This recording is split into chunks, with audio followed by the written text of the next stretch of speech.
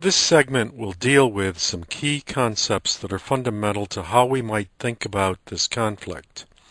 We will begin with the poem, The Blind Men and the Elephant. The poem was chosen because it embodies a fundamental truth that is recognized across many cultures and many religions. It is especially powerful for situations such as this one. Let me read the first stanza of this poem.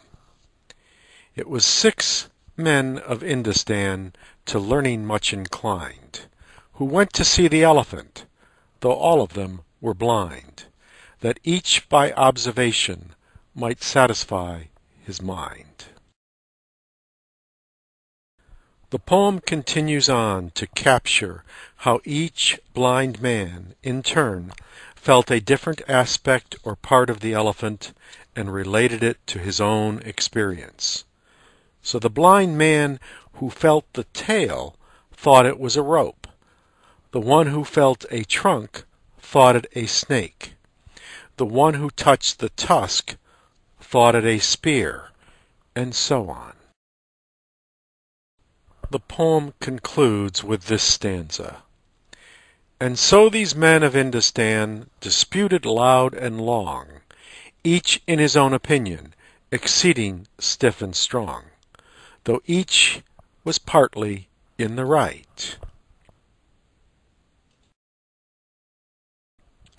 They were all in the wrong. That fundamental truth that was referenced earlier? We are all blind because we only see part of the problem. No one of us has a full understanding of the whole in any given situation. Truth in that sense is relative and can only be approximated. Yet we all believe that our view is the one right way, and as the poem suggests, we are all wrong.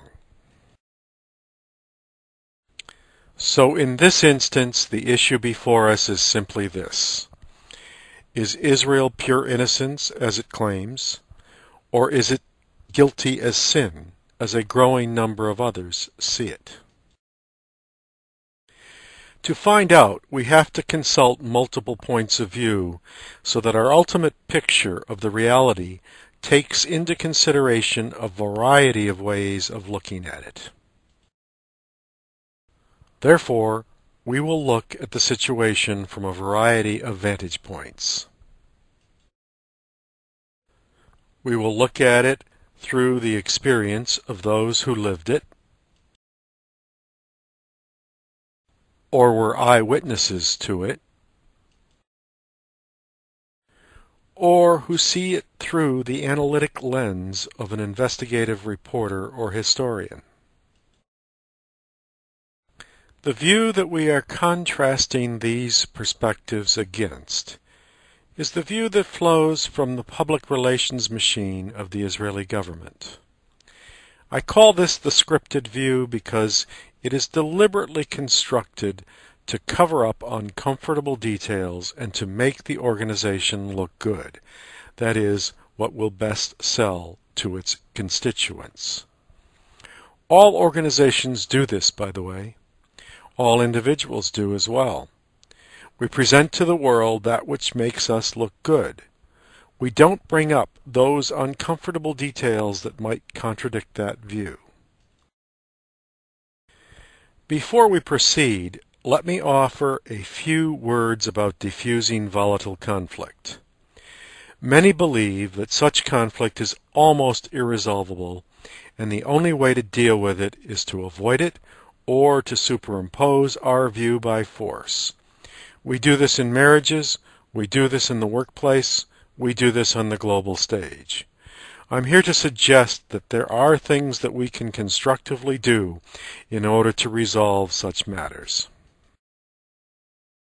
The first principle in this approach is that we must enter into the mindset and worldview of our perceived adversary. We must come to know the other person's perspective almost as well as we know our own. In order to do that, we must learn how to suspend judgment, to abandon preconceived notions and strongly held beliefs about what has happened. I am not about to suggest that this is an easy task. Some might indicate that it is psychologically impossible. But we must strive toward this end. If successful, we will overcome our automatic response, which is usually biased in the extreme.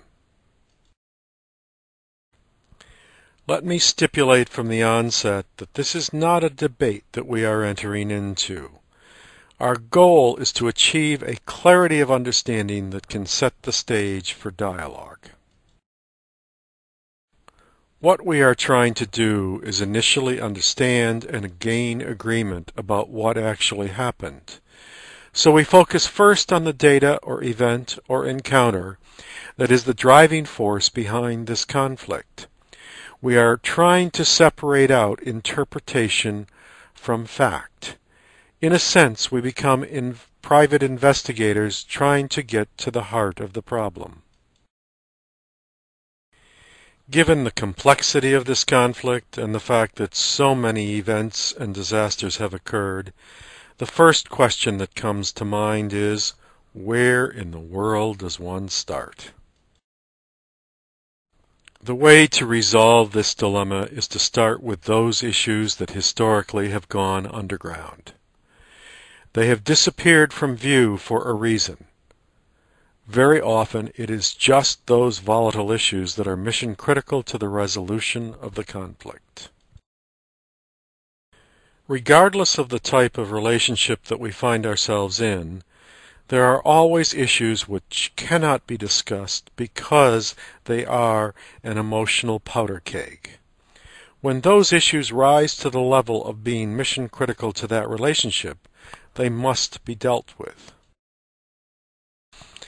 In this particular conflict, it appears that there is an unwillingness to address those matters that seem to be fundamental to resolving their differences.